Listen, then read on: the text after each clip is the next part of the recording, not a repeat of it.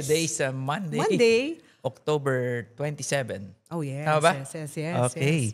And malapit na matapos na naman ang October, no? How quickly. So it's a Monday today and obviously, a lot of work. Yes, of course, kasama nyo na naman kami ni Doc D. At Attorney E. Dito sa Usapang Usapang Ed. Yan. Okay, welcome sa inyong lahat. At tonight, sabi namin last week, wala kaming guest, no? So last week I was interviewed by Doc D. So this time it's my turn to interview Doc D. So siyang guest natin tonight, siyang ating resource person. So kung meron kayong mga katanungan, may mga comments kayo, please type it in the comment section. At pagkakataon na natin to na tanungin si Doc D ng mga maraming bagay tungkol sa PAC. I'm actually checking all my all our presentations in the PAC. By the way, we're posting this in the Facebook of the PAC because definitely we want to thank Usapang Ed for allowing us to disseminate all of this information. Yeah, so tonight it's Usapang PEAC, tama ba? No, Usapang subsidies. Usapang subsidies. For private education. Okay, sige. Okay, let's begin. Doc D, for the benefit of our viewers tonight and our followers, ano nga ba ang Private Education Assistance Committee or PEAC? Okay. Siguro, for those who are in the education sector, this is something that everyone is very familiar with. Pero hindi siguro taga-sector, baka nagtataka, what is the Private Education Assistance Committee? In 1968, this was created by an executive order signed by President Marcos Sr. Creating the Fund for Assistance to Private Education, FAPE. And then ang trustee nito ay yung Private Education Assistance Committee. At ang chair nito, as indicated in the executive order, is the Secretary of Education. So we now have as chair Secretary Sani Angara, and then we have from NEDA representing Secretary Balisacan. Formerly NEDA, it's now DepDev. We have USEC Melbourne Pana, and then we have the president of CAP, PACU, and AXCO. And I'd like to greet all of them, si Father Carrel, Marco Benitez, and Dr. Betty Macan. So ito yung PAC at yung FAPE. I think Attorney E, there was a time na medyo interchangeable yan. Akala ng mga tao, yung PAC pa ay dating FAPE. Yes. So we've been clarifying that na yung FAPE yun yung fund. Ang trustee niya ay yung PAC. Yung trustee, siya yung nangangalaga dun sa funds. Pero alam mo, matagal na yung PAC and FAPE, 1968. But tama ka kung hindi ka, you're not in the education sector. In fact, pati mga nasa education sector, hindi pa rin ganoon ka-familiar. Pero ngayon kasi, di ba, it's really a matter of public interest, especially when we talk about PAC and its role in the subsidy programs of the government. So, would you like to tell us more about that? Yung, at least on that function of co-managing the subsidy programs of the government. Yeah, so siguro something that everyone should probably understand, in the 1980s, it was actually PAC who piloted education service contracting. So ano ibig sabihin nito? At that time, the public high schools were congested. So ang ginawa ng PAC, nag-pilot sila ng isang programa, yung education service contracting, para yung mga estudyante na nasa overcrowded public high schools, mailipat sa mga private high schools na meron pang capacity to absorb these students. That's why it was called education service contracting. I think there are other countries also using this. So in other words, technically yung bata, public school student, pero kinontrata sa isang private school. So it came out to be a win-win solution because definitely we gave the student access to quality basic education because the private schools, because of quality assuring mechanisms also implemented by the PAC, the kalidad, yung kanilang edukasyon na nakukuha from the private schools. And at the same time, na-unburden yung public high schools. So yun yung pinilot ng PAC. Eventually, this became a law. Yes. The gospel So law, nauna bago e-gospel, pa yes. naging batas. Oh, Bago okay. naging batas, pinilot siya ng PAC. No? In fact, siguro, Attorney Ino, para lang sa ating mga kaibigan na nandito, ang pilot natin noon was in Region 8. We were helped by the Eastern Visayas Association of Private Schools and also in Region 12. We were helped by the Notre Dame Educational Association. So as you can see, no, it was a robust private education sector na talagang tulong-tulong para magkaroon tayo ng ganitong programa ng subsidiya. Mga anong year ito? 1980s pa 80s yan. pa. Oo. And then eventually, this was enacted into law. So, Yes. yung RA 6728. 6728, tapos yung 8545. 8545. Ito yung government assistance to students and teachers in private education. Kaya nga yung ano natin na parang naging journey natin dito. Of course, wala pa tayong dalawa no sa sector no in 1968, in 1980s. I think we'd like to thank our founding fathers for thinking about a fund for assistance to private education and those who did the pilot kasi naisip nila ang isang programa na eventually legislated na ngayon pinag-uusapan as part of the discussion on public-private complementarity. Yes, yes. So, yung ESC na dahil sa RA 6728, programa ng ating gobyerno na naisabatas, so ibig sabihin yung pondo na ginagamit sa subsidy is from the General Appropriations Act, no? Na ipinapasa. Ibig sabihin galing sa Well, yes, ating treasury. it's a DepEd budget. Now, in fact, eventually when it got legislated, it's DepEd, which is now the institutional owner, and then it's DepEd who submits the budget for this, and it becomes part of the General Appropriations Act. Or yung budget ng bansa. Kasi natatandaan ko lang dati parang may nagtatanong, ano yan bakit saan galing yung fund? Oh? Sabi nila kalala yung kasama yan doon sa fund, yung sa FAPE, no, na parang Siguro, trust fund. Very, very good Attorney E, no, para lang for everyone's consumption. No? Lahat ho ng pondo na to ay from DepEd, diba? Ito ay kasama sa budget ng DepEd. They have to present it in Congress, defend it. So we'd like to thank the Department of Education for keeping this program alive and sustainable. At because PAC is helping in the implementation, hindi ho binibigay sa amin ang funds. No, the funds from DepEd are downloaded straight to the private schools after PAC does the work of validating billing documents, making sure that documents are in order, etc. So, can you tell us more about the ESC program, Education Service Contracting, the value, the amounts? Right now, mga 900,000 yung grantees natin sa ESC. At yung value natin dyan ay 9,000 for non-highly urbanized cities, 11,000 for highly urbanized, and 13,000 for NCR. Ito ay subsidiya sa bata. So as we can see, the model is that the parents actually have to pay the difference between the subsidy given by government and the actual tuition and other fees of the school. So palagi natin sasabi, ang taas ng cost efficiency kasi sa halagang 9, 11, 13,000, nagkakaroon ng pagkakataon ng mga bata na makapag-aral sa isang private school. Kasi nag-share ang gobyerno sa cost ng magulang. Yes, No? yes. Pero syempre, when I say gobyerno, I also say this, pera yan ng bayan. No? So tayo hong lahat ay talagang sisiguro na magkakaroon ng pagkakataon ng mga estudyante from public schools mailipat sa private schools in the Education Service Contracting Program. Eventually, in 8545, sa e-GASPE, Expanded doon GASPE. nag-start ang teacher salary subsidy. No? Nabigyan naman ng suporta ang ating mga guro na nasa mga private junior high schools na nagpa-participate sa ESC program. So ang objective sana natin dyan was to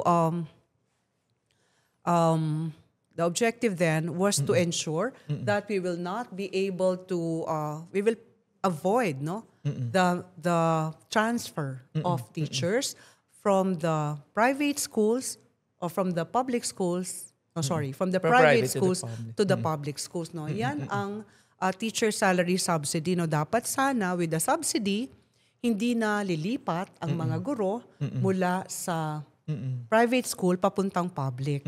Pero syempre, as a matter of choice also for teachers or professional growth or their career trajectory, hindi mo naman din talaga yun mapipigilan, no? Pero sa atin, when we talk about this, we always say ito siguro ang concrete manifestation ng gobyerno na pinapahalagahan din nila Yes. ang mga private school teachers. So yung ESC na ito ay subsidiya sa mga estudyante, no? Hindi Yes. po ito sa eskwelahan, at yung mga nagtuturo sa mga ESC schools, they also get the teacher salary subsidy.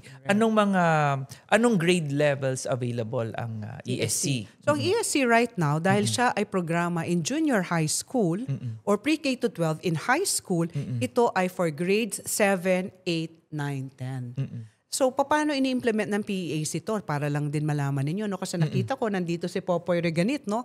Ang ating Regional Program Coordinator from Ateneo de Naga University Region 5.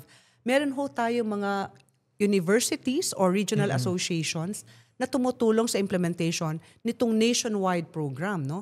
Sa ESC kasi more than 3,500 yung schools na yan na nasa programa na mga 900,000, no, ang mga grantees natin. So madami na rin ang natutulungan, no, ng gobyerno, ng DepEd at ng pera ng bayan, no, para magkaroon tayo ng dekalidad na edukasyon para sa mga estudyante. So grade 7 to 10 ng mga estudyante, at ang mga nagpapatupad nito ay mga private junior high schools. Yes. Kapag ba ang private junior high school ay recognized ng DepEd, basta lahat ng recognized junior high schools pwedeng pumasok ang bata doon? Hindi. Eligible. Hindi. Okay. Oo, maganda yung tanong mo, Attorney E, kasi alam ko na alam mo ang mga problema natin tungkol dito, no?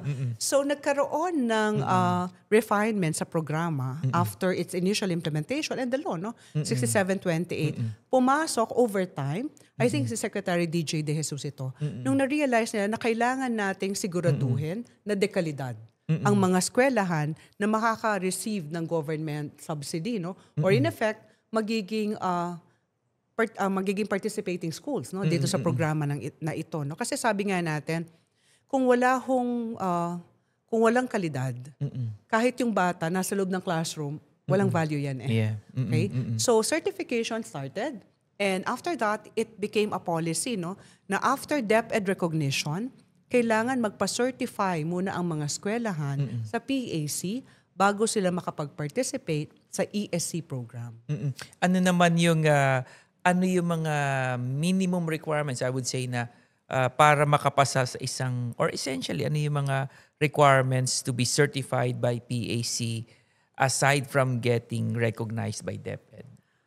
Well, actually, for those who are familiar, for example, with FAAP accreditation, we all realize that this is really not just a submission of documents, no? Yung mga instruments ng PAC na over time, no, nire-research ito, no, ng ating mga researchers at this time. We have Dr. Miguel Rapatan and Dr. Des Terre. Inaaral natin lahat ng areas of school operations para buo, no, ang ating magiging pag-evaluate sa isang eskwelahan kung compliant siya with standards. For example, tinitignan natin ang kanyang administration and governance. Kung compliant siya, data privacy law, anti-sexual harassment, lahat yan. So tinitignan natin if the mechanisms and the policies are in place. Yung curriculum assessment instruction na area, titignan din natin, no, with all the changes in the curriculum. Sumasabay ba ang eskwelahan, no, sa kanyang mga learning plans, curriculum maps? So alam ko, no, in the past, I think there was some comment na parang laging ninenervyos ang eskwelahan, no? Kapag darating na yung PAC for certification. Yan ho ay human nature, as a matter of fact, no, kahit nung teacher ako, pag observe na ako, siyempre medyo kakabahan ka rin, no? Even for the FAAP accrediting agencies, PAASCO, AXCO, PACOCO, kakabahan ka talaga. But to me, that is something, should be taken as a journey, such that these accrediting agencies and PAC are working with you towards continuous improvement. No? Kasi gusto talaga natin na masiguro na yung binibigyan natin ng pondo para magkaroon sila ng estudyante na galing sa mga overcrowded public schools, yan ay talagang mabibigyan ng dekalidad na edukasyon. Pero Attorney, idagdag ko lang, no? I think there are some in the education sector right now, that's the discussion, na parang hindi rin naman talaga ang only driver mo ay dahil overcrowded na ang public schools. No? Ngayon, nag-evolve na. Oo, parang nag-mature ang discussion na hindi dahil hindi overcrowded, ay hindi kailangan magkaroon ng programa for private schools, especially in basic education, because we think of complementarity as enshrined in the Constitution should be operationalized. Parang ano no, parang nag-move na siya no, yung from purely overcrowding, trying to address overcrowding in the public schools. I mean, yung mga IELTS students makakalipat sa private schools ngayon ay parang hindi na lang ng dahilan. No? Yes. Kumbaga, we want to empower the parents no, to Right. choose which schools, whether public or private, by Correct. using the Yes. subsidies. Ngayon, Dagdag ko lang, Attorney, sige. kasi si Doc, Dr. Fabella was one of our guests previously when we talked about complementarity. And we were, at that time, we were citing the ADB 2020 report na maayos ang naging pagpapatakbo ng mga programa na ito. At saka, ang kanila kasing nasosolve ay tatlo. Accessible, quality education, public-private complementarity, at efficiency. No? Si Dr. Fabella noon, paulit-ulit siya sa efficiency. Halimbawa, ito lang ang pera ng gobyerno. Mas mabuti ba na magtayo ng classroom? O tulungan na lang na malipat ang mga bata sa mga private schools? So may ganung usapin no, tungkol sa efficiency. Yeah, parang imbis na magtayo ng buildings at classrooms, lalo ngayon, ang laki ng, ang taas na ng backlog na, no? Parang 22 classrooms out of 150,000. Yes. Yeah, so I think ngayon it really makes sense. Pero alam mo, comment lang ako very quick na natatandaan ko sabi ni Dr. Campos, ano, parang, di ba sabi niya, kaya nga we should not forget na ang nakakatulong ang private, no, ang private schools sa ating public school system by receiving the subsidies. So kasi parang sa katagalan ang nagiging diskusyon na lang ay magkanong subsidies na ibibigay sa mga estudyante sa private school. So para bang tulong sa atin, pero in effect we are actually in private sector ang tumutulong sa gobyerno, di ba? Totoo yan, no? Kasi, diba? Attorney, di ba Ways. lagi nating sinasabi, yung last year, the budget was about 30 billion no, for this program. 10 billion for ESC. And then, di pa natin napag-usapan yung senior high school voucher program na nasa 20 billion kasi mas malaki yung amount, ang amount ng voucher, no? Na itong pondo na to, syempre sinasabi natin DepEd ang may ang budget ito, no? Pero kanino ba pera to? Yeah. So ito'y pera nating lahat Yeah. na tayo na binibusan at nagko-contribute no para magkaroon ng pondo para sa bayan. So in other words, it's really the Filipino people Yes. making the system work Yeah. by supporting both public and private. So, yeah, maganda yun. No? Parang pag narinig ko na the government is here to support the private schools through the subsidies, parang teka, parang may mali. Parang nalilimutan nyo, you're doing this because the private sector is helping the government. Yeah, but Is the burden, kaya nga, diba, diba? nung nagkaroon tayo ng workshop on complementarity, ito lagi ko rin sinasabi, napakaganda nung naging statement no, ng current secretary. Ang sabi niya, let us make public schools and private schools co-authors of an education system that we all envision. In other words, hindi lang sila regulators, tapos tayo yung nire-regulate. No? So, mas maganda yung ganong klaseng mindset, I think, para talagang, sabi ko nga, napapagod na yata yung salitang complementarity, no? Kung up to now, ay hindi natin talaga ma-operationalize ng maayos.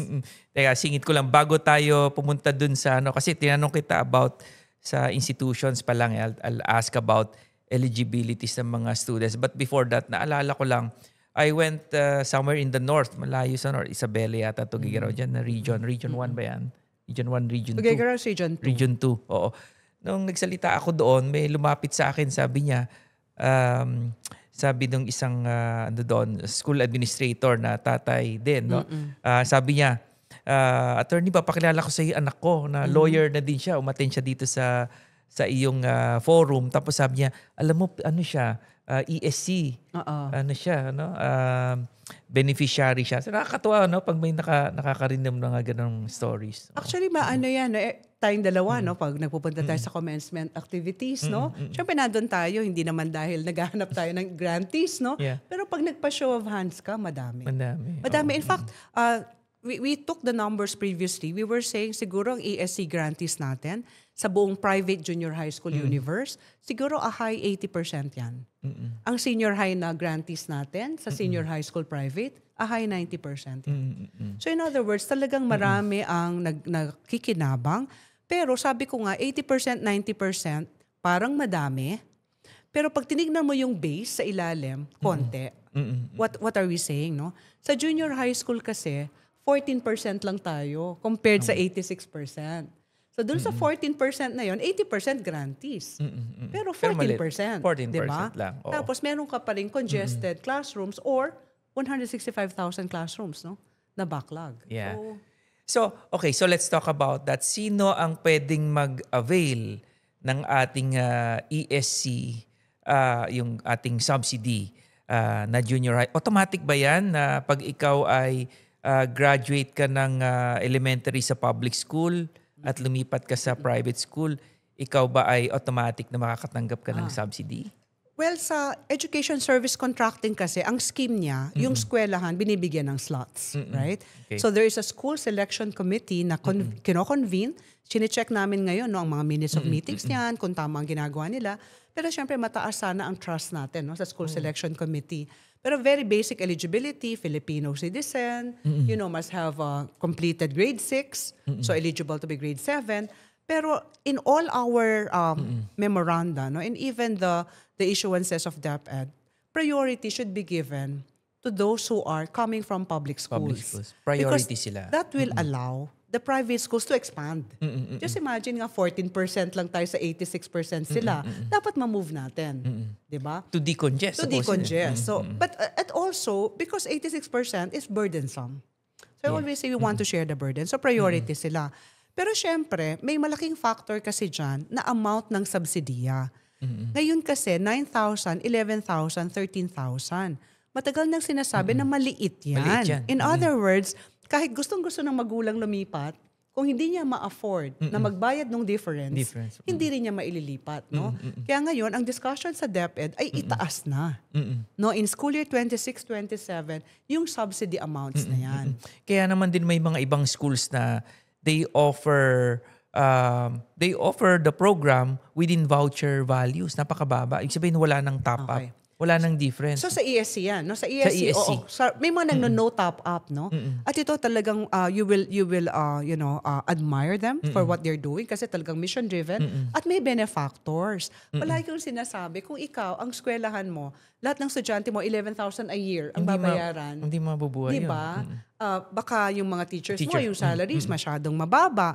So we really want to think of this holistically. Kasi hindi dahil itinaas mo yung binaba mo yung subsidy para ma-afford, no?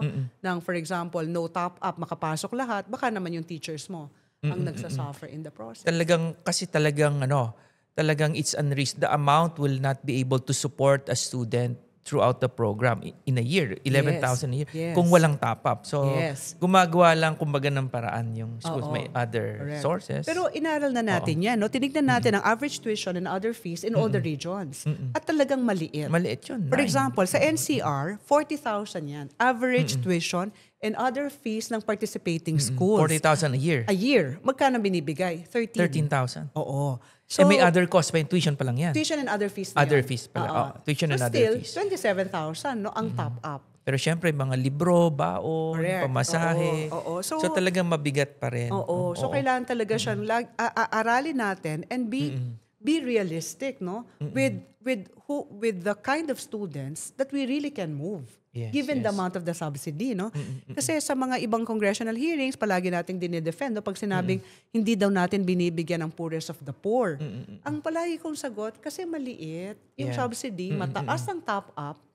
Therefore, kung gusto nating bigyan ang poorest of the poor, I think it should not be a subsidy. It has to be a full scholarship.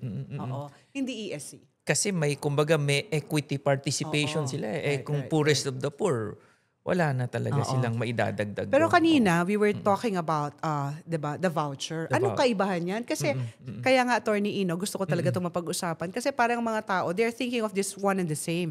Hindi po. Sa ESC junior high school, ESC. Education, Service, Contracting. Sa senior high school, vouchers. Anong kaibahan ng education, service, contracting at ng senior high school vouchers aside from yung ESC ay sa junior high at yung senior high school vouchers ay nasa senior high. Okay. Nung nagkaroon tayo ng K-12 law, pumasok sa 10533, I think tayong dalawa, no, we were in those meetings, sabi natin, itong lahat ng ESC grantees natin, hindi pwedeng hindi ituloy ng gobyerno ang suporta sa kanila kasi dinagdagan natin ng 2 taon. 2 years, oo. Ang basic education cycle. No? So that's one. And then second, DepEd also knew in 2016-17 that it did not have enough classrooms for senior high school. So nag-conceptualize tayo ng universal voucher. Anong universal voucher? Lahat ng ESC grantees, automatically voucher recipients. Lahat ng grade 10 public, automatically voucher recipient. Pero walang slots ang eskwelahan. Mamimili ang bata kung saan niya gustong pumunta kasi siya ay may voucher. So I think ito'y kamukha nung siguro TESDA vouchers, na in other words, hindi siya slots, no? Na binibigay sa isang eskwelahan. So yan yung difference ng dalawa. Yung ESC na slot, allocation, for participating schools, sa voucher program, talagang student choice, no? Of course, may mga school at mga bata na automatically eligible, pero pipili sila kung saan sila pupunta and make sure lang that they hurdle the admission test. Anong pros and cons on yung ESC at voucher through a voucher system? Isa kasi allocation of slots sa mga schools. Nakakatuwa ka, Attorney Ino. Kasi wala ho kaming script, ha? Sa totoo lang. Nasa isip Pero, ko pero natatanong ko niya itong mga gusto ko sana talaga mapag-usapan. No? Anong pros and cons? So sabi nga natin, sa voucher, it's choice. No? Choice. So yung bata, voucher eligible siya. By the way, ang vouchers ho natin sa PAC na co-implementation, hindi ho yan physical. Walang Wala hong physical. papel. Ito ho ay nasa isang system kasi identified ho namin, tagged namin kung sinong mga voucher eligible. So kapag ang eskwelahan, nilagay niya sa billing document niya yung bata, matatag ho yan ng system namin at ng DepEd na voucher eligible yung bata. So ganun ho natin siya in-operates in 2016-17 and we're very proud to say walang patronage. Walang patronage, walang pwedeng sumingit kasi may sistema na kung sino ang mga voucher eligible. So that is positive, no? Student choice driven. The parents can actually choose with their children, very enabling, empowering. Pero anong advantage ng ESC? Ang advantage ng ESC ay pwedeng ilagay ng gobyerno ang mas maraming slot sa mga eskwelahan na mataas ang, sa mga division na mataas ang congestion. Or pwede rin mag-incentivize sa mga eskwelahan na maayos. Maayos, oo. So, and that's also what we're doing now. May incentive slots na bibigay sa schools na maayos. Tapos pwede rin nating ayusin ang allocation ng slots para mabigyan ng mas maraming slots ang mga eskwelahan na private schools na nasa mga division na congested. Example, NCR. Yung NCR, kahit ho anong klaseng political will ng DepEd na mag-build, wala namang buildable space. Pero nakakakita ka ng private junior high schools na may empty classrooms. No? So yan, pwede kang mag-reallocate no, ng mga slots mo. So that's the advantage of the ESC versus a completely choice-driven ng students. Vouchers. Diba? O, yung parents ang pipili talaga. Oo, or yung bata. No? Kasi yung for bata, example, so Attorney Ino, ito ngayon pinag-uusapan sa Kongreso. K-12 voucher. Lahat voucher from K-12. So, ang una kong tinanong dyan, nung pinag-uusapan ito, is, yung isang bata ba na may voucher at K, pwede siyang lumipat sa ibang school at grade 1? Lipat siya sa ibang school at grade 2? At grade 3? Palipat-lipat siya ng school? Kasi portable ang voucher? This is not very sustainable for a school and even for the child. What if yung true levels mo, pwede kang lumipat after grade 6. Yun ang junior namin. high Yun ang or senior proposal high. namin. And we actually will have a technical working group, no, convene a technical working group with DepEd, no. It was actually Sec Sally who said kailangan mag-TWG tayo kasi i-identify mo yan. And right now, ang leaning namin is at the end of a key stage, that's when you can transfer. So at the end of 3, 6, or 10. Kasi kung hindi, mahirapan din ang school, di ba? Yeah. Na estudyante ko siya ngayon. At kindergarten, at grade 1 ba, wala na? Yeah. Diba? Tsaka I think part of the choice of the student, kasi di ba nakatag sila sa system, sabi mo, part of the choice is to stay in the public school. Halimbawa, di ba? Yes. So, mahirap lalong i-track. No? But I think it can be, sa palagay mo, pwedeng combination of both.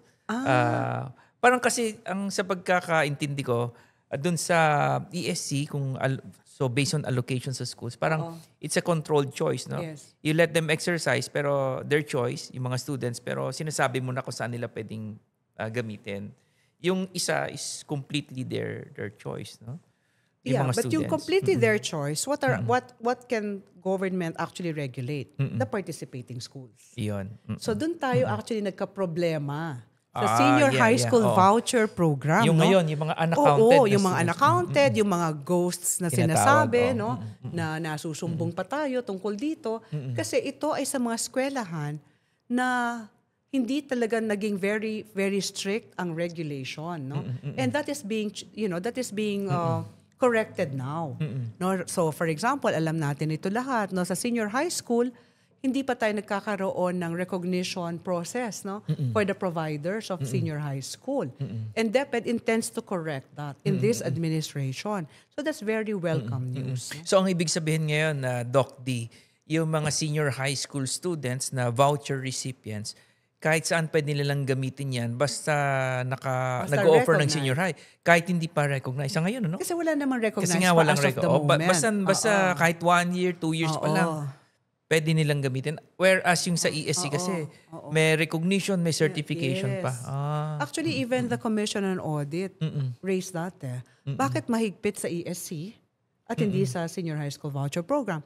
So from the beginning, gusto namin mahigpit din sa voucher program. No? But after 16-17, kasi kailangan siyang ma-implement, we thought kailangan by 17-18, umpisa na. No, yung process ng recognition and then certification. But I think ito pa lang no, na mangyayari ito. Medyo matagal na rin yan, ano?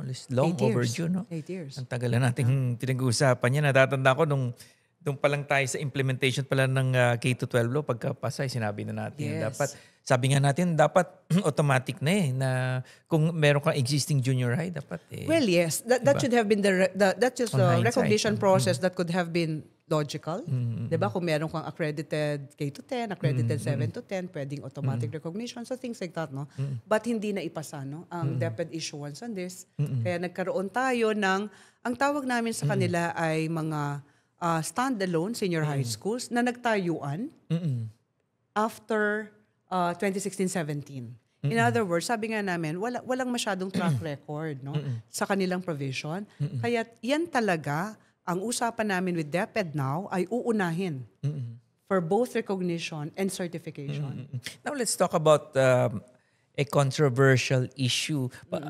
Can you explain paano ba nagkakaroon ng unaccounted na students? Ibig sabihin, binil yung gobyerno for students supposedly na recipients ng vouchers, pero wala naman dun sa eskwelahan. Yung tawag nila ghost. Pero ako, before you answer, paano magkakaroon ng ghost? Requirement yung LRS. Learner Reference Number. Oo, that's unique to every student na nasa public or private. Pwede ka ba mang-invento basta-basta?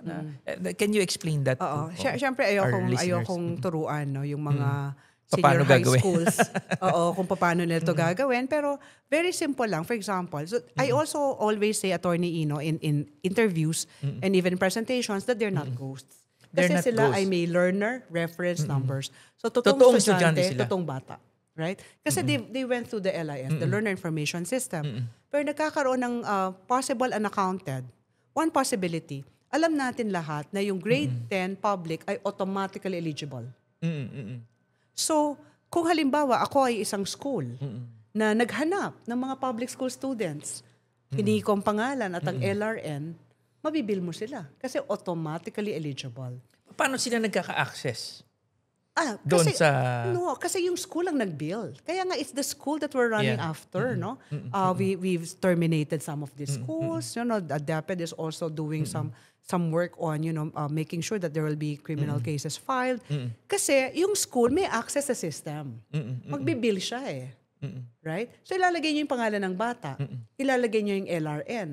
O di voucher eligible, tagged voucher eligible. Yeah. Yung pala, wala yung bata sa kanya. Wala pa sa kanya. So, ibig sabihin, bago pa nag-enroll sa kanya, parang, binil niya na. Parang inassume na Hindi. maglilipat sa Actually, kanya. ang billing happens 30 days 30 after days the opening of after. the school year. So Which how means does it's deliberate. It's deliberate. So, yung ibig sabihin, nagkaroon sila ng... Kasi halimbawa, hindi naman sa kanila nag-enroll. Nagkaroon sila ng access so siguro. maraming paraan. Paano nila nakuha ang pangalan ng bata? Pangalan, ang LRN. Yung iba na nag-honest mistake ganito, nag-reserve na daw ang bata. Sabi niya papasok siya. So nagbigay ng credentials.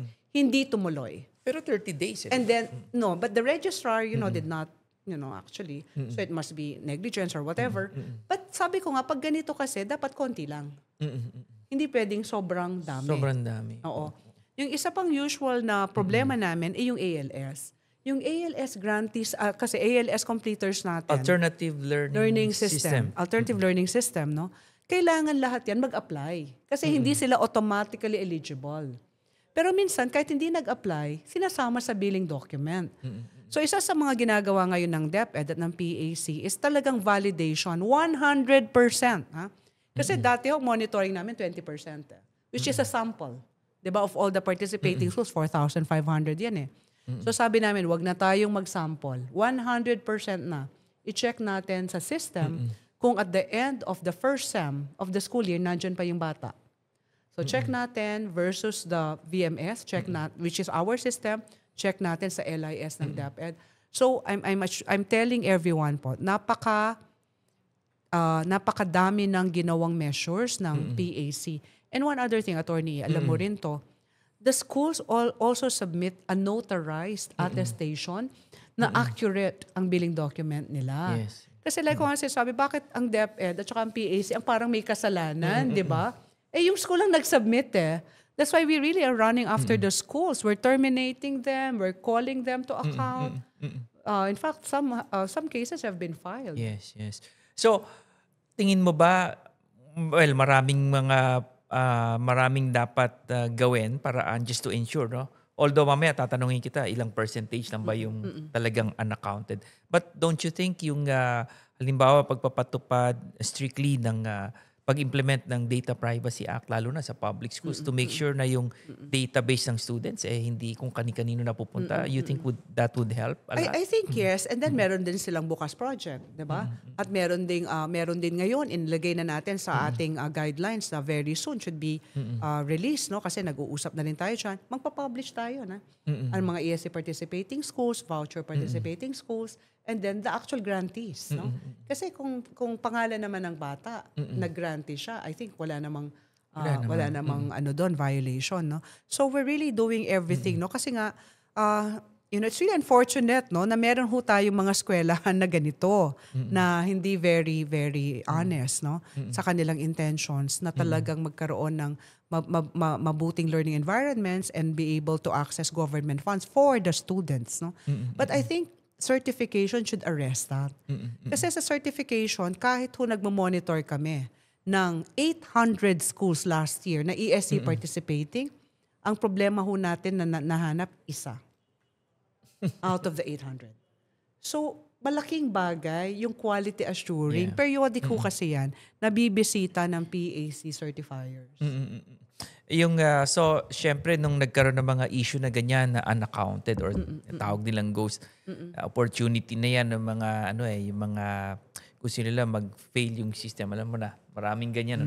So, is that correct to say? Yung sinasabi nila na ganyan, yung sistema ay ganyan na ba? Does it really reflect how? No, because if you can just think works? of 4,500 participating schools.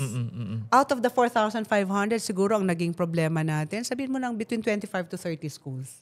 That's not even 1%. Pero syempre ayaw natin sana, no, yung ganong klaseng thinking. That's why we are looking at other ways. Ito nga, recognition and certification.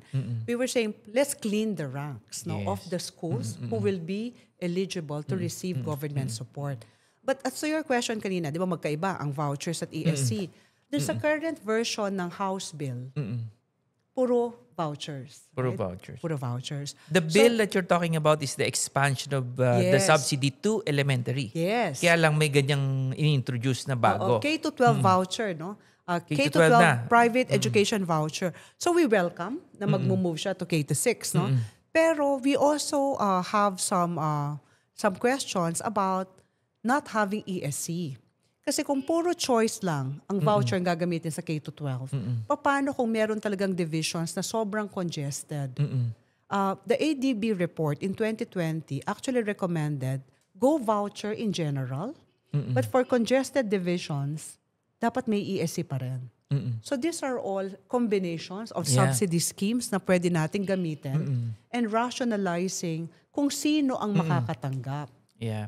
I think so. I think parang controlled choice. Dapat meron pa ring say ang government. Kasi alam mo, Doris, ito naman, naririnig-rinig ko lang. Alam mo, ngayon, kahit vouchers, kahit sabi mong choice ng students, parang alam mo, may mga inner workings din na, di ba? May mga dealings with, with scrupulous individuals na sila nakakapag-control sila kung saan pupunta yung mga estudyante from public or nagagawa nila ng paraan na wag lumipat. So, mas mabuti na ayusin na lang natin na we acknowledge na it's not full or complete choice. Kundi, but we have to put some controls in place. Yes. Oo. Yeah. And then we should also kaya nga, and we should also be very clear about the targeting, no? So, and the objectives that we want to solve, for example, in the next 2 years, o 2 years na lang itong current administration until 2028, ako ang personal kong is sa decongestion tayo. Right? Kasi ang laki ng sinosolve nating classroom backlog, right? Pero after that, then we can think of other objectives that we want to achieve, no? Such as really a lot of, incentivizing the good schools, also giving differentiated vouchers for the, say, students with special needs, no, the students who are in IP students. Alam mo yun, marami pa kasing pwedeng gawin. Pero parang, kaya nga i-clear natin what are our objectives and then the design will follow. No, kung ano talagang objectives na gusto nating gawin. Kasi ngayon, parang interim mo is 26, 27, 27, 28.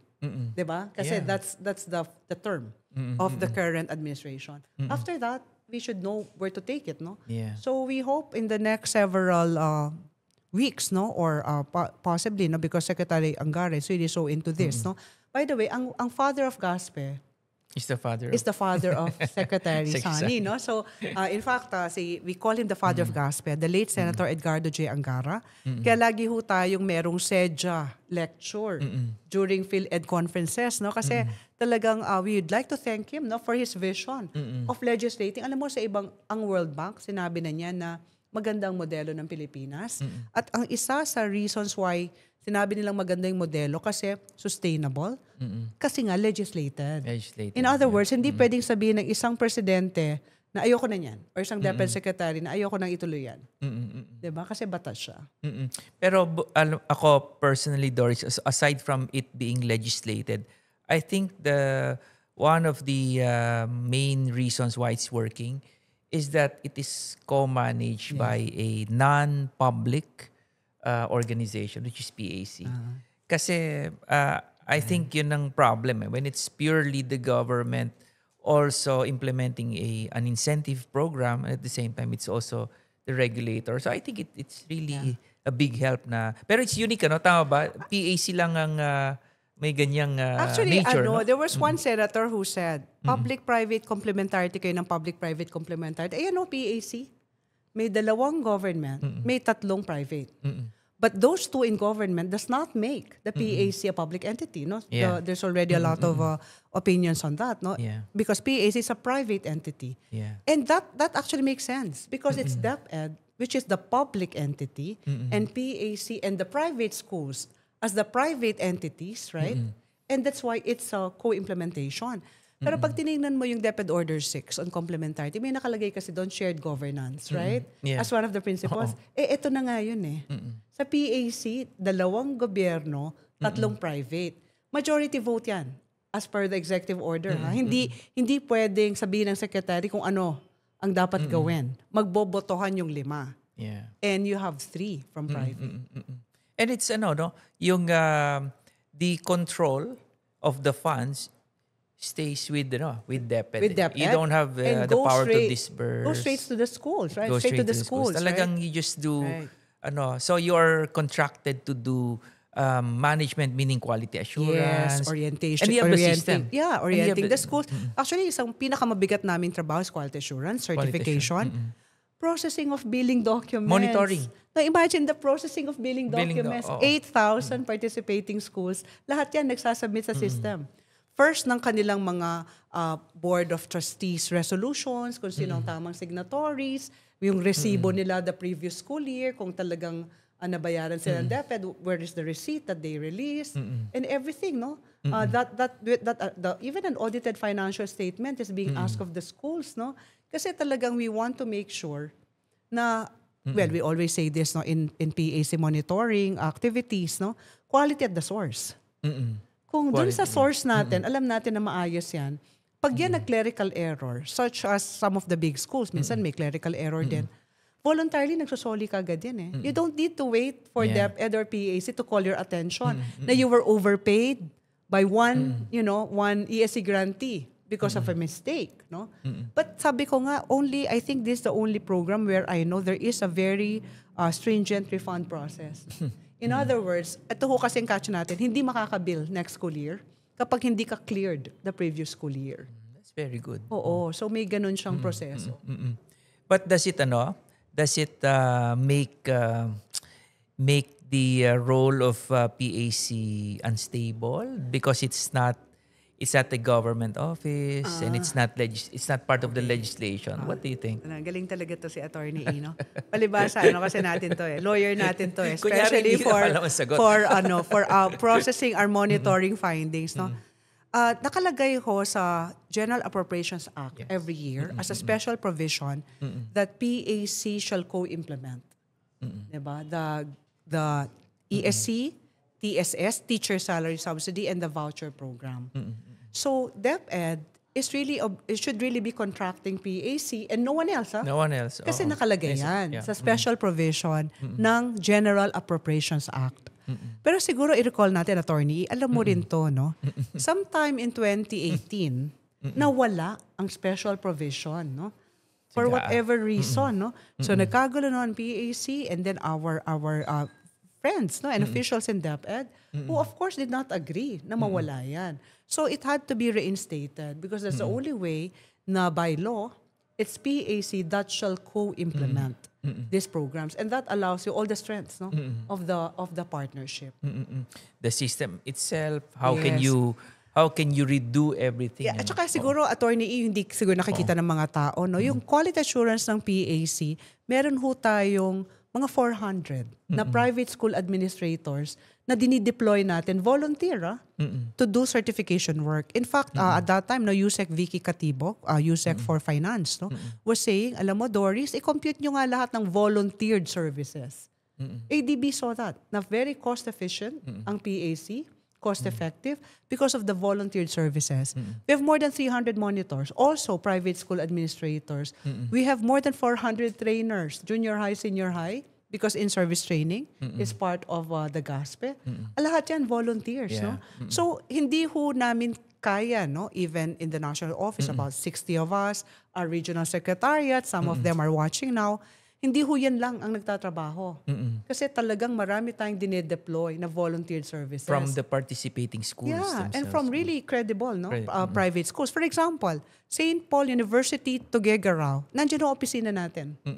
You think Sister Merceditas will agree to host the office kung hindi yan may integridad at may kredibilidad?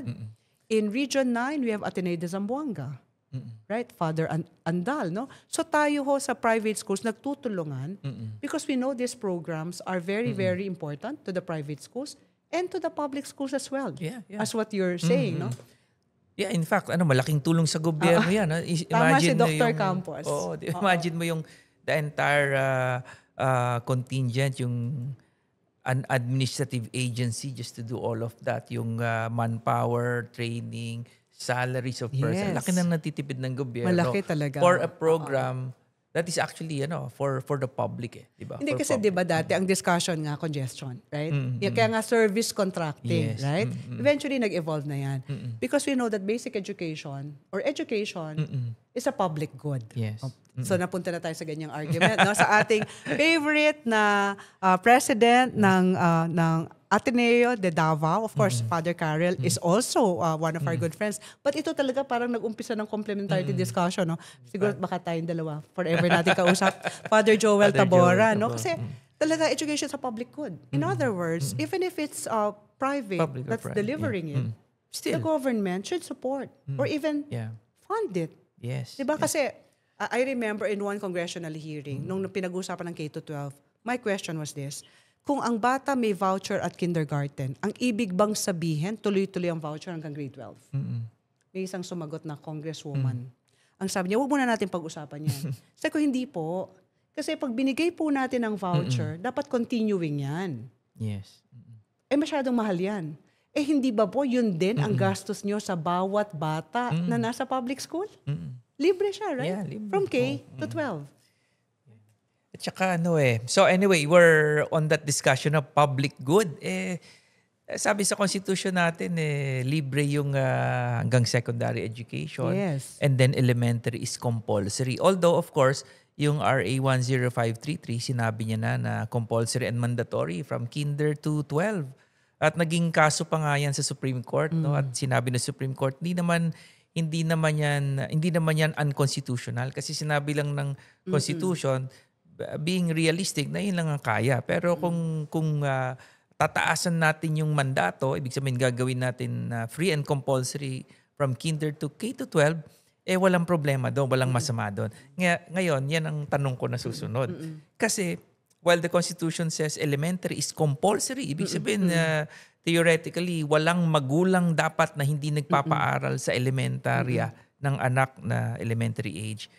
May pag-asa ba na yung ESC or the subsidy program, whether it's voucher or ESC, to expand to elementary, to K to 6? Well, there's now in the 20th Congress the bill of Congressman Romulo. No? And approved in third and approved na sa House. on third and final reading, right? So maraming salamat, no? Pero syempre nagsasubmit pa rin tayo ng comments dyan, no? I think Senator Bam Aquino has a bill as well. At sabi niya sa atin, nung pinuntahan natin siya, maghihiring siya ngayong November. So malaki yung pag-asa natin, no? Na magkakaroon tayo ng K-12 private basic education voucher.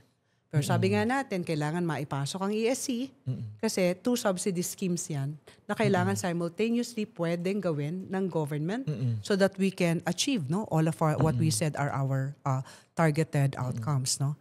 Pero right now kasi, nag-uusap din tayo with DepEd na kasi ang possibility na even before the law is passed, baka pwede nang masimulan na. Masimulan. At least yung kung ito anong levels ang pwedeng ang supportan ng pinag-uusapan budget? ngayon ay K to 3. K to 3. Oo.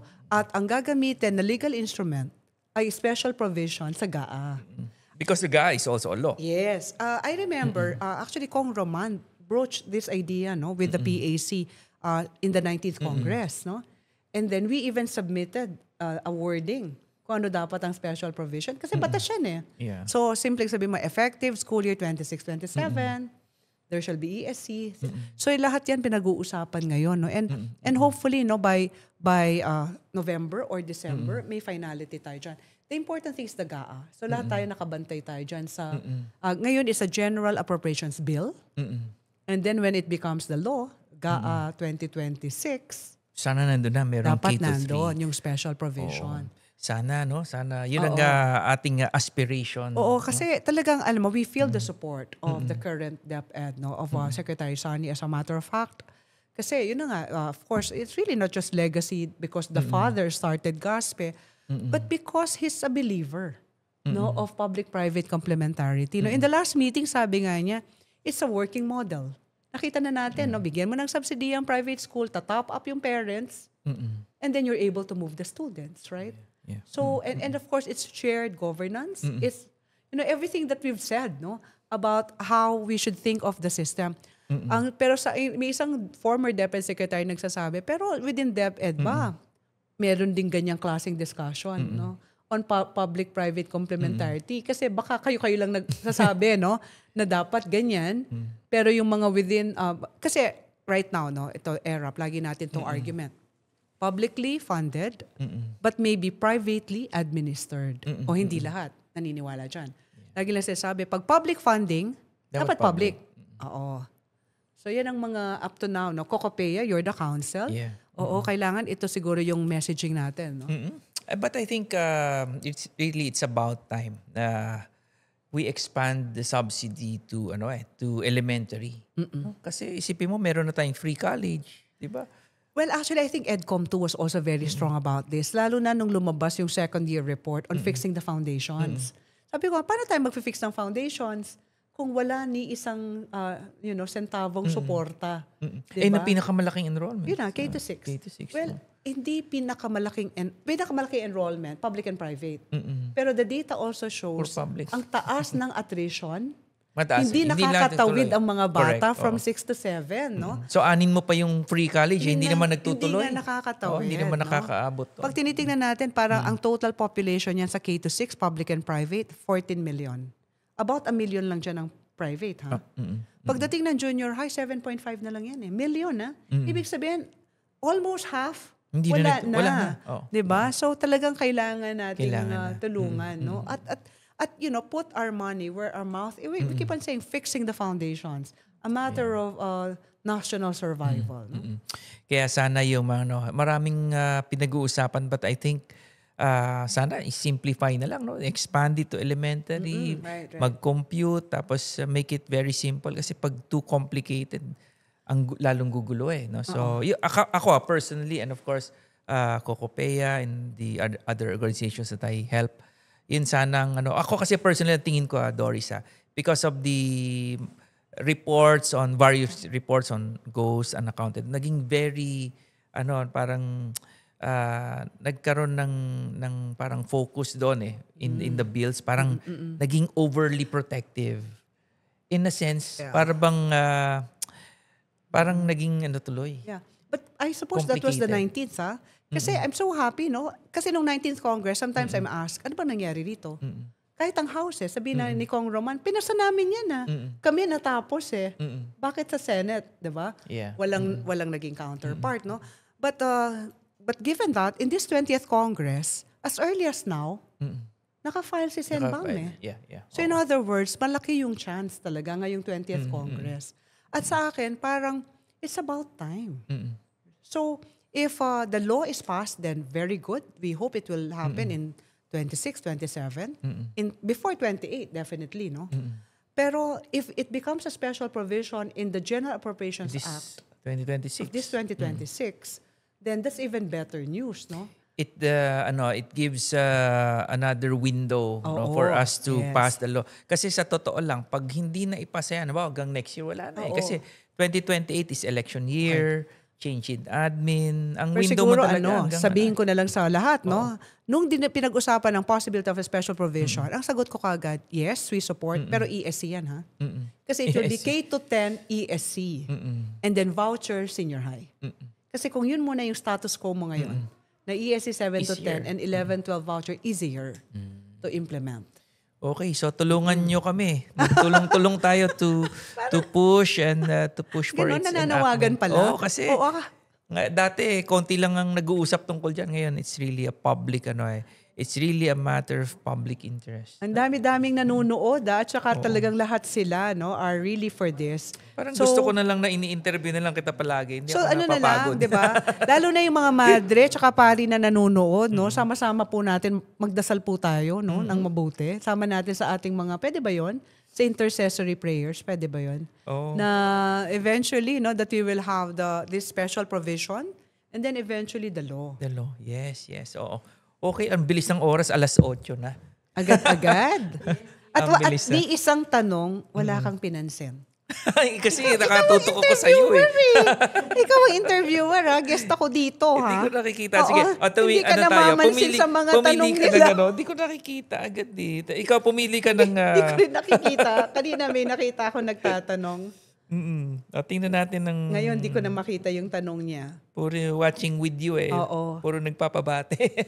Pero siguro very important yung natin, ha? Teacher salary subsidy. Bakit walang teacher salary subsidy sa senior high? Samantala meron sa junior high. So nasa batas ng expanded GASPE yung TSS. So that's the ESC, right? Sa senior high, actually walang legal impediment. Right? Diba? I think you also share that opinion, no? But we're back to what we're saying. Recognition, certification, and then TSS. Pag wala yun, huwag muna natin pag-usapan. Wala pa tayo sa recognition Di ba? So, Well, I think by December lalabas yung guidelines na yan on recognition. So, then we can talk about then we can talk about all of this. Okay. So, ano na? TSS, 24,000 ha? Tumaas na ito from 18 to 24,000. So we'd like to thank, of course, government. We'd like to thank DepEd for really listening to this very, very, for the last several years, advocacy of private educational associations na itaas na to 24,000. So finally, this school year, 26-27. So TSS, 24,000 na, Lottie. Sana yung ESC amounts tumaas na rin. Yes. So meron din tayong sinubmit na proposal and medyo mataas ang agreement ng DepEd na increase ang mga ESC natin. And if this will be increased, it will be implemented at grade 7 next school year and then foreseeably K1 to 3.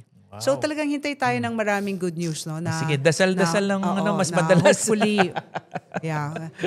Kasi sabi nga natin, no, parang it's practically a no-brainer. Given that you have 165,000 classrooms backlog. DPWH built 22. Grabe, imagine no? that. And the president wants 40,000 built. But 40,000, and that's really quick, huh? Versus 165,000. You have a lot of opportunity, no, to find seats. Okay, in private high schools, private K-6. But in one study that we did, hindi naman daw pala marami yung capacity, malaki ang capacity ng private K-6. Kasi inaral din namin. So sabi ng isang congressman, gustong-gusto mong mag-ESC sa K-6, hindi naman limited pala capacity mo. Syempre magtatayo tayo, right? Yeah. Private can build if we are certain that there is a subsidy that will move the students. Yeah, so Mr. President, nananawagan kami na siguro, kasi di ba nabanggit na rin ng Presidente dahil nga sa backlog na 22 out of 150,000. Sabi niya, magtulong-tulong na yung LGU at DepEd para, but I think now it's also about time that the government also involves the private sector dito sa para matugunan yung kakulangan sa through the vouchers. Mas madali. Kasi so ito nangyari ito sa higher ed. So in the city of Pasig, nag-overflow yung City College. So what the Pasig City government what it did was give scholarships to the students so that they can enroll in private HEIs in Pasig. So sabi ko, yun lang modelo Diba? But this is happening in higher ed. What's stopping us from doing it at the lower grades? No? You move it to the private schools. Siyempre, pag K-6 yan, anong logic mo dyan, Attorney E? Siyempre, yung bata, dun lang sa malapit na private kasi bata pa Yeah, hindi man diba? Hindi naman pwedeng yung taga-Caloocan, nilipat pa ng Maynila, diba? So talagang we need the LGUs, no? But inaral na lahat yan ng DepEd at ng PAC, no? As in, anong divisions ang overcrowded, asan ang schools ng mga private na kaya pa ng excess capacity, may figures na tayo lahat yan. All we need is a special provision or eventually a law and budget. Okay. So malamang magpa-part 2 rin tayo kay Doc D. Lalo na pag lumabas ang mga DepEd orders. Yes. And I think they intend to release them at the latest yan, January. Okay, so parting words na lang, Doc D, or panawagan or bate. Nananawagan talaga. Nananawagan. Kunyari, hindi ko alam na nangyari ito. I'd like to thank Usapang Ed. Tayo lang naman nagplano dito. Siguro, kaya if you notice, last Monday, it was Attorney E talking about reasonable regulation. And then today, I'm the one talking about subsidies. No? Kasi feeling namin, ang taas ng urgency nitong dalawang matters na ito that we wanted to dedicate entire episodes for this two very important topics, and lahat yan parang they actually in effect parang are all part of what we've been discussing with DepEd on the complementarity framework and then the manual of regulations. Doon lahat yan eventually mako-codify diba? And hopefully in time all of this will be put in order. Okay. Maraming salamat, Doc D. Thank you for answering all the questions and providing more details. I think maraming nalinawan. Ako maraming nalinawan din sa akin. Dahil ko palang di alam. Sana. At saka parang sa akin kasi mahalaga kasi na naintindihan natin ang naging history ng isang programa para kahit nagsasubmit tayo ng recommendations to say amend the law, etc. Naintindihan mo kung saan ang pinanggalingan. Yeah, yung institutional context, yung history ng batas kasi marami talaga yung lalo na syempre every Congress may bagong legislator, they will question bakit private yan, but private diba money. Lagi tayong natatanong, bakit tinutulungan ng private? But I think now it's making sense. So, kasi yung programa na mismo ang nag-explain na yun na mismo yung proof of the concept of quality assurance and how complementarity actually works, diba? Pero siguro let's all work together, no, so that I always say this, no, Attorney E, there's no private schools, no. Let's make sure that quality is in our DNA. Yes. Kasi that's our claim, no, na private schools deliver quality education and that we can be trusted by the Filipino people, no. Yung usapang kasing accountability at transparency at integrity, hindi lang ho yan, no.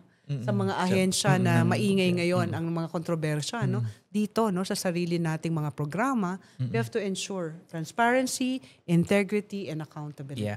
So, sa mga participating schools ng GASPE programs, make sure umayos kayo kasi yan ang we have to be protective of the program. Kasi isang kasiraan lang pag na-highlight, baka gumuho yung buong programa. Napaka-importante. Kaya minsan talaga, kahit interview, ayokong magpa-interview kasi ayokong ma-generalize, ayokong masyadong ma-hype, diba? Yung mga ganito na, kasi marami sa mga private schools, in fact, sabi ko nga, if we have 4,500 voucher participating, wala pang 45 ang may problema.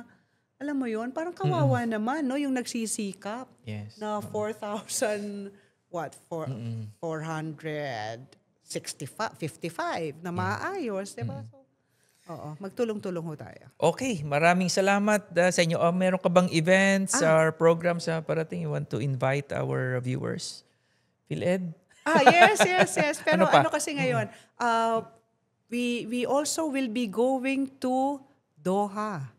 Tayo. Dapat sa susunod sasama ka doon, Attorney. Gawa tayo ng mo doon. Doha, Gawa tayo ng Qatar usapang pala kayo. ED sa Dubai. Dubai. Isa pa yan. So sa Doha, we'll be with in partnership with Association of Philippine Schools Overseas. No, I'd like to greet Dr. Noemi Formaran, the president. We are going to back on senior high school administrators, no, for the Strengthened Senior High program, and then certification readiness. We're working here with Secretary Clink Ang, no, to help all of these schools towards quality assurance as well. Okay, maraming salamat. Ako naman ay please read my column, The Legal Mind, at the Manila Times. And also there's this anti-bullying workshop on November 8 by REAP. So please check their page. Rex Education. Rex Education. Pero Attorney, may kausap ako ng Philippine Schools Overseas. I realize, doon sa mga host countries nila, tinatanong sila, kayo ba, are you of good quality? Show us a document. That's why, it might help if they will be eventually PAC certified. Yeah, malaking bagay. Okay, so maraming salamat. Ako, overtime na tayo. Maraming salamat po sa inyo lahat. Muli nyo na naman kaming nakasama. Of course, Doc D. And Attorney E. Dito sa Usapang... Wait, so magkikita tayo ulit. Wait lang. November 3 na po. Sorry. Attorney E, sabihin mo, November 3 na yung next. November 3 na yung next. November 3 at live dito sa studio. Sinong... Congressman Jude Asidre. Congressman Jude Asidre. Yes. Okay, para yung mga natin, yung mga pinupush natin na batas. Correct. Mabantayan. Correct. Okay, maraming salamat sa inyo lahat. Dito sa Usapang Ed.